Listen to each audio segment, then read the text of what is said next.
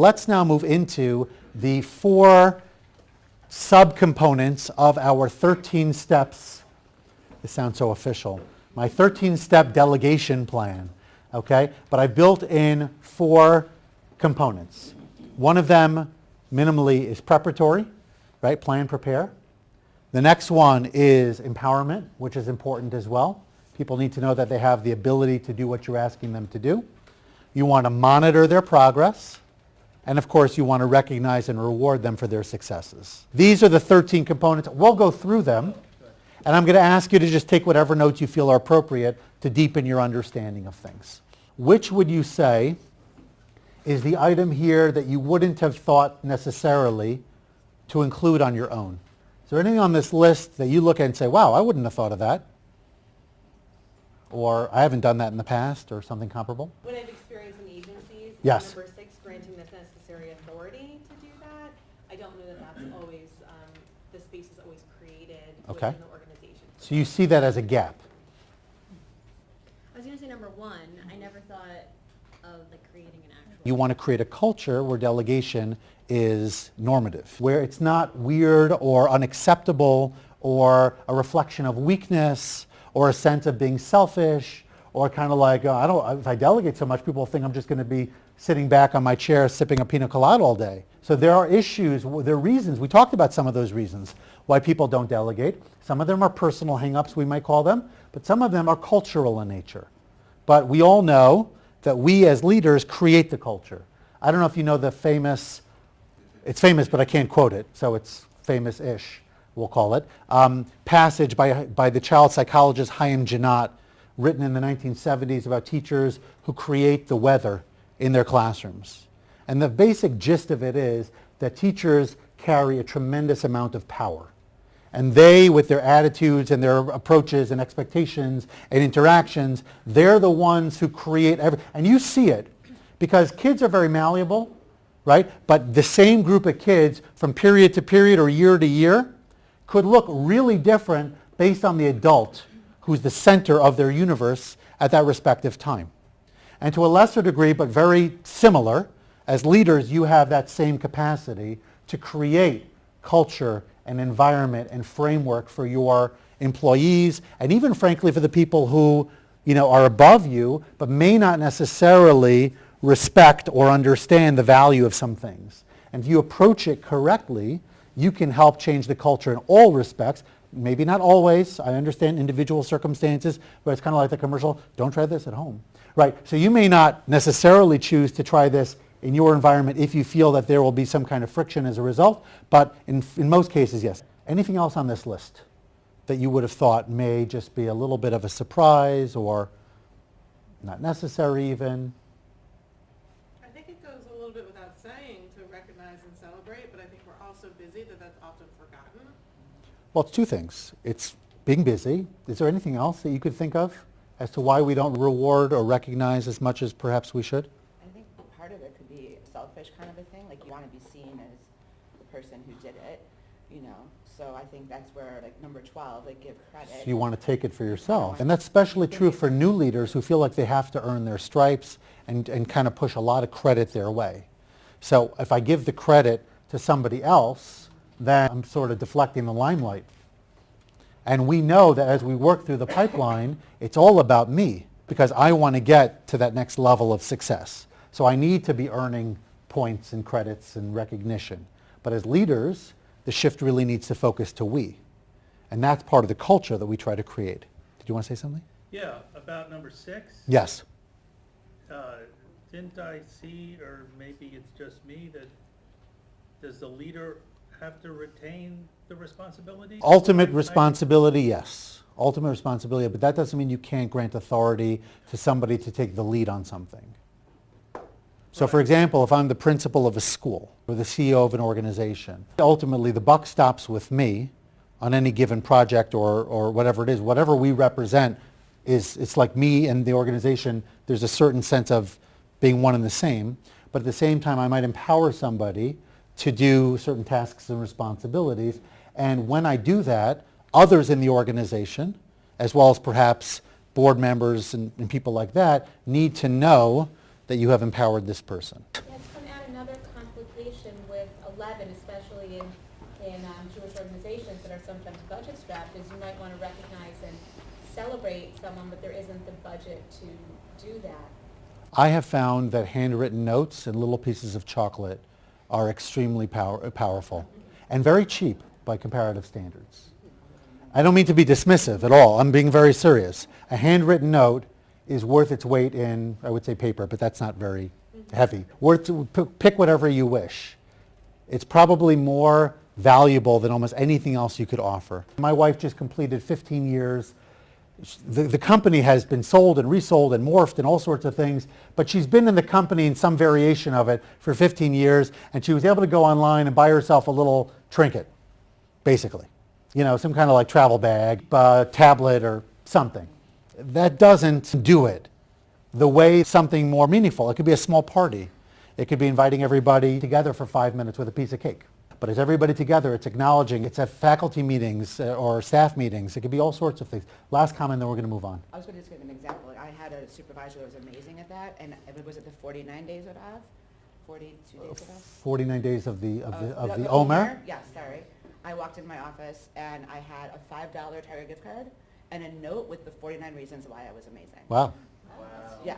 That's a lot of reasons. Yeah. By the way, the Omer is now 72 days. It's kind of funny because I remember, I was a principal in Atlanta, and I remember a boy gets up for his bar mitzvah speech, and it was like a week after Shavuot, which is the culmination of the Omer. He's like, today is the 56th day of the Omer.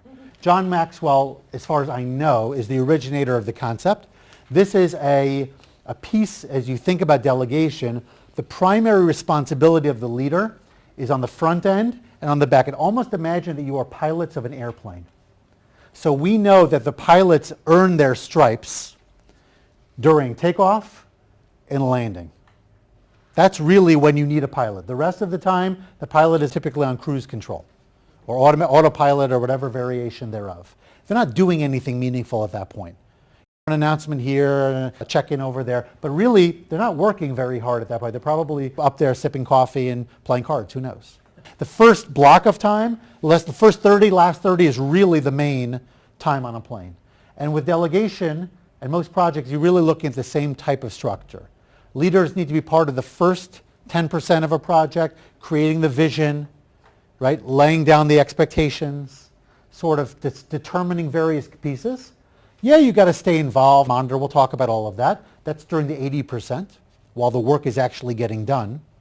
And then the final 10%, as you're nearing completion of a project or an idea, the leader gets involved again to take a look, to really make sure that you're bringing this to a proper conclusion, to make adjustments as needed, this type of thing.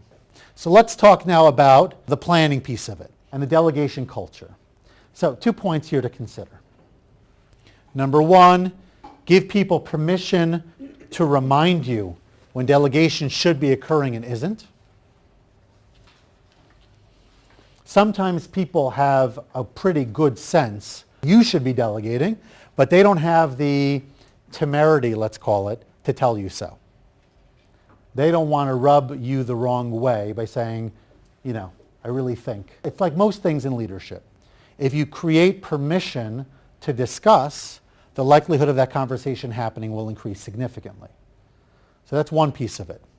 And the other one is that if people feel that there's something that they can or should be doing, give them permission to say so.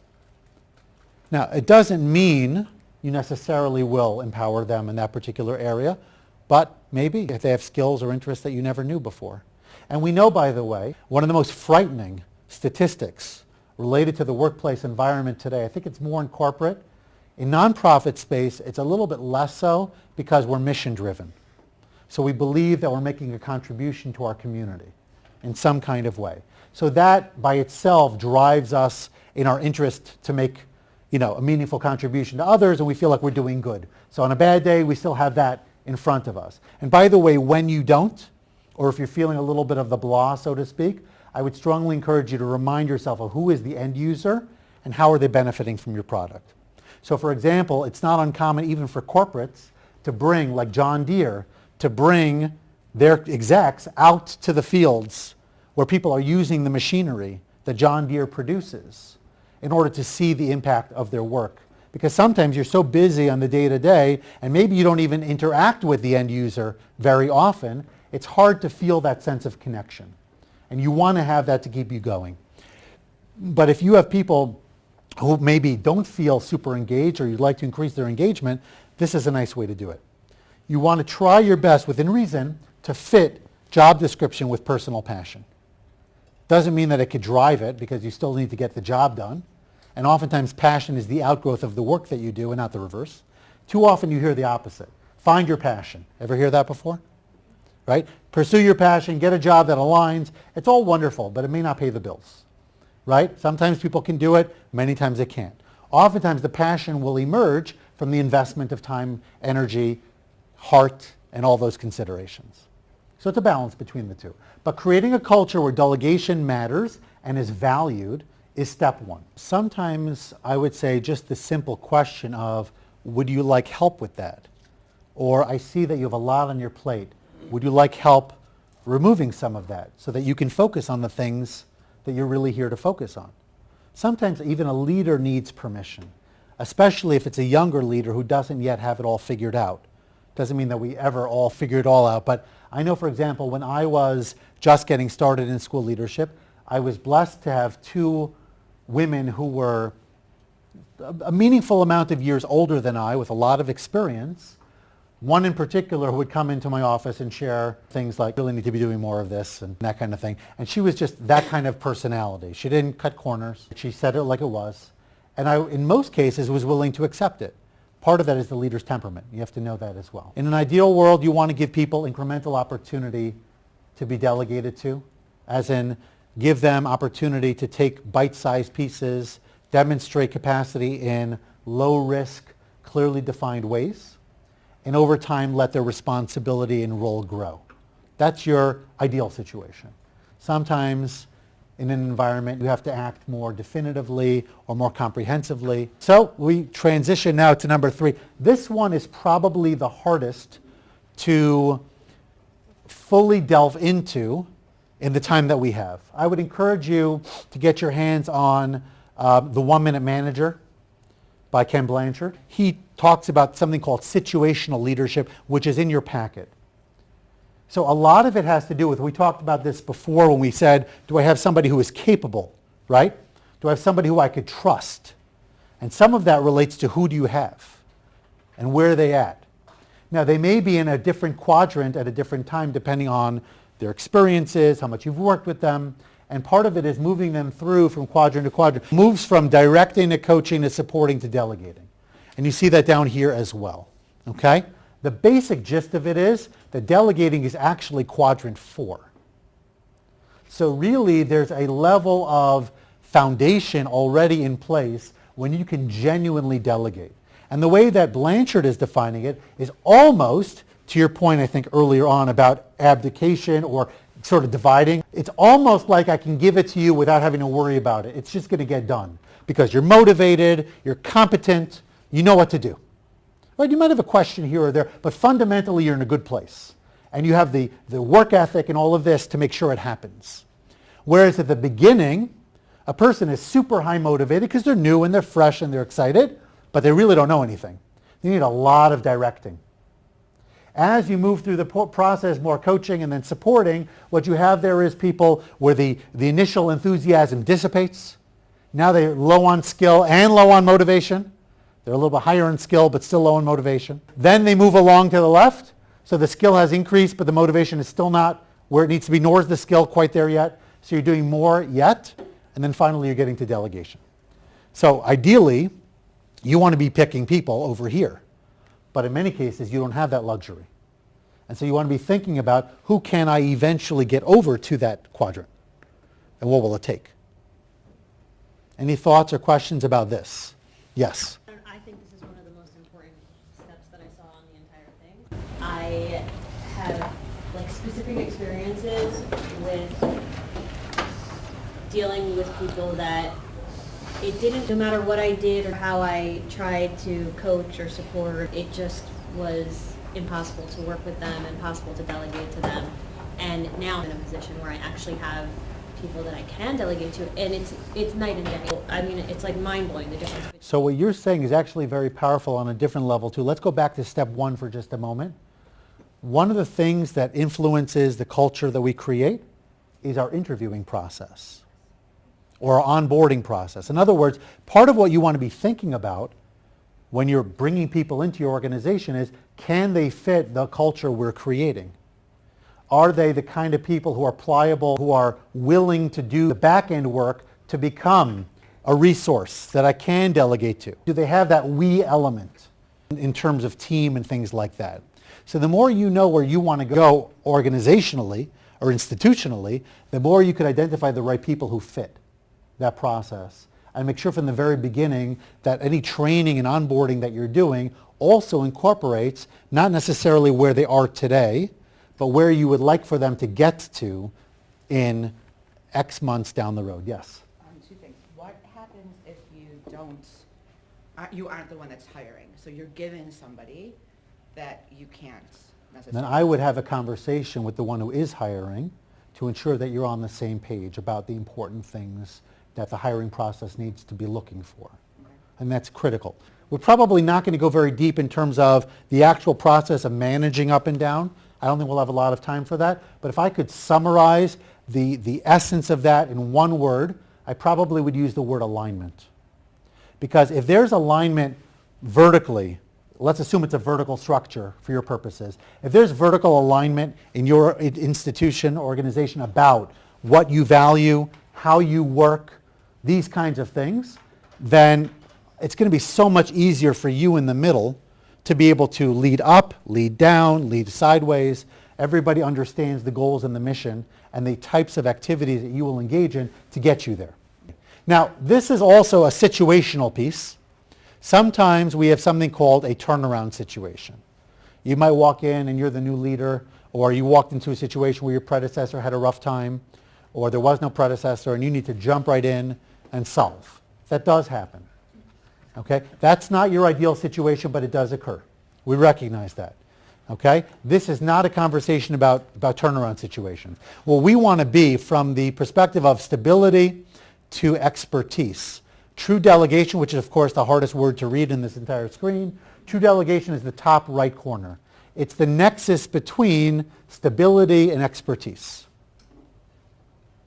So it's really creating that utopian sense of I'm only going to delegate when the weather's about 70 degrees, low humidity, right? I like my outfit, yeah, that kind of thing. Of course, I'm sort of exaggerating. But you get the idea. Delegation is not in every circumstance and situation. But what it is where you want to be. You might be familiar with Stephen Covey's 4 quadrants of urgent and important, that matrix. Right? You want to operate in quadrant 2. Right? Important, but not urgent. The things I do matter, but I don't have to deal with them now. Like there's a fire in the building, God forbid, type of now.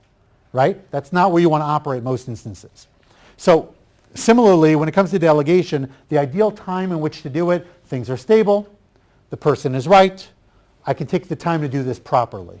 Sometimes you don't have that luxury. And then you'll see things like participative. That's basically like more of the directing or coaching piece where the leader is more hands-on. Okay? And then you also have over here, this is really directing, authoritarian. Do this. Do it now.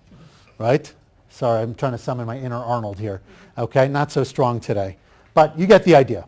So different situations call for different responses. So now that I have a basic gist of who I want to choose, I now need to make sure that they are positioned well to do it. So build their knowledge and efficacy. Efficacy is about self-belief. Do I have wherewithal to do what I'm being asked to do? And if they don't, how do I help them get there?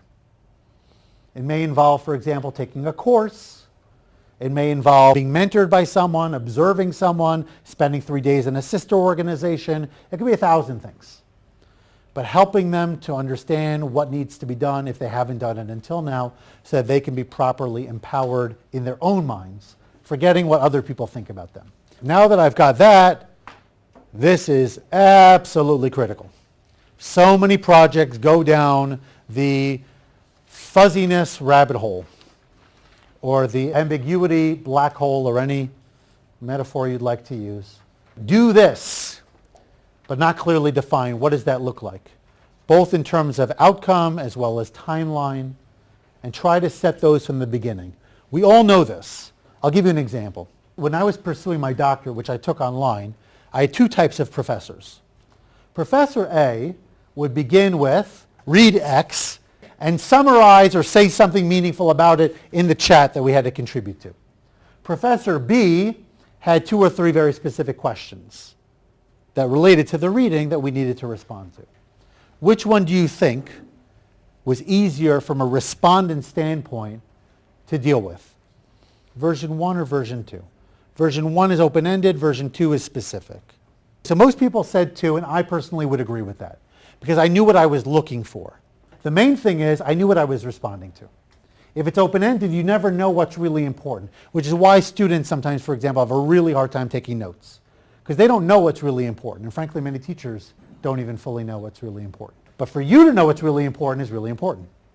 And for you to set parameters, what does it look like, what's the timeline, all of these things matter. The clearer you are at the beginning, the better the outcome will be 10 times out of 10. That may require imagining with that person. Sometimes you don't go into a conversation necessarily knowing exactly what it's going to look like. You've never done it yourself, but you have a vision, and you sit down with the other person, and you sort of compare notes, and you come up with something. And the in-writing piece, forgive me if it implies a lack of trust, but I think it's important. I do. I think it's important for you to be able to refer back to something. It's important for them to be able to see it, for you to be able to see it. What did we actually agree to? And are you staying true to that? Okay? Now we're in the empowerment stage. What are the resources? What is the power this person might need? It might just simply be notifying, right? I've asked this person to do X, please cooperate.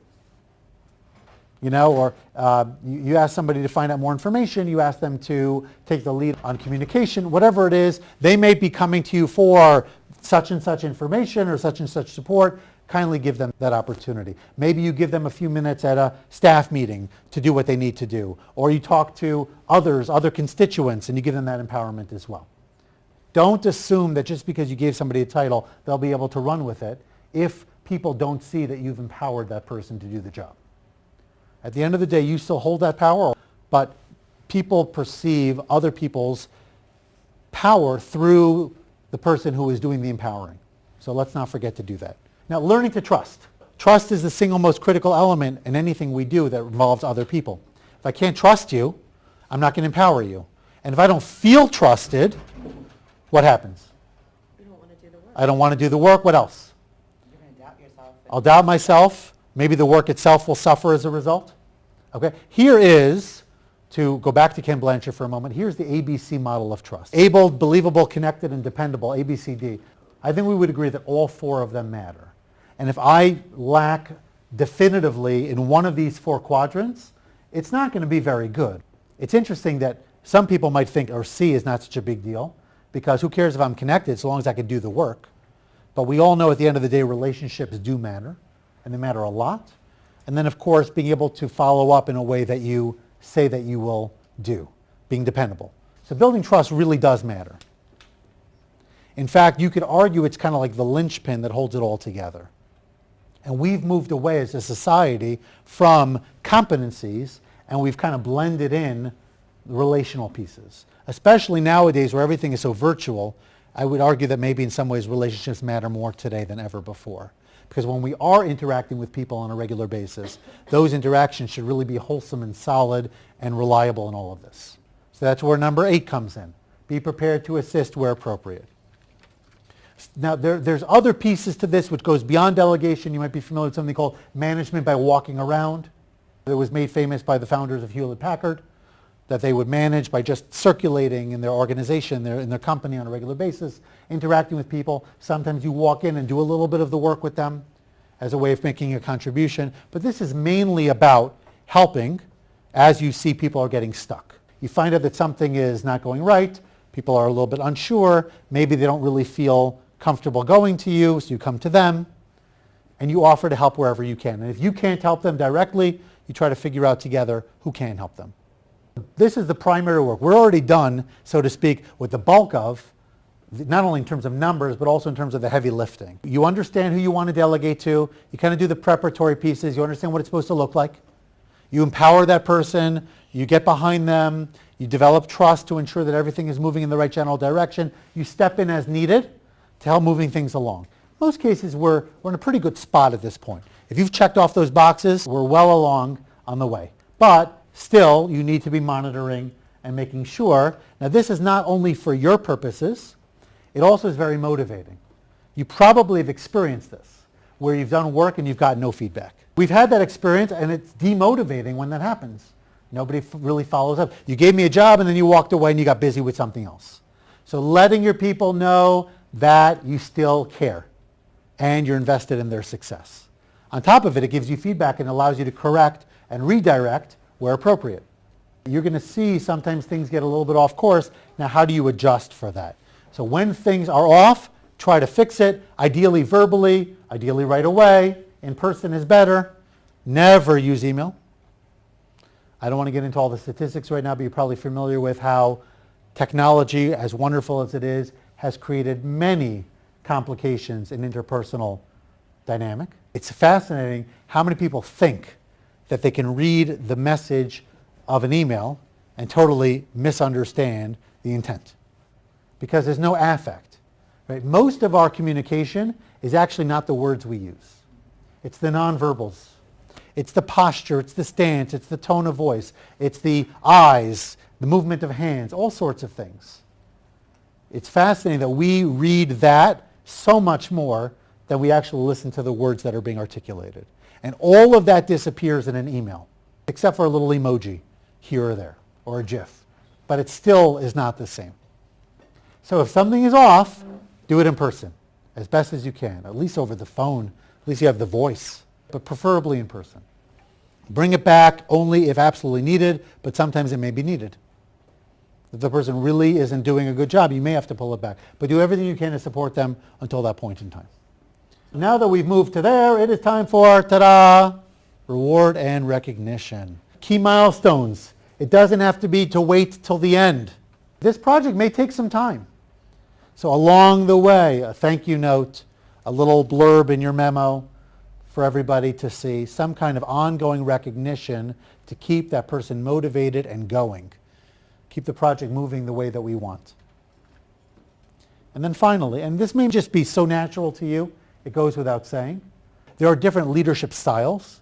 For example, I don't know if you're familiar with something called True Colors. So if you're a blue, you're very empathetic, you understand and connect with people, you're probably all over this.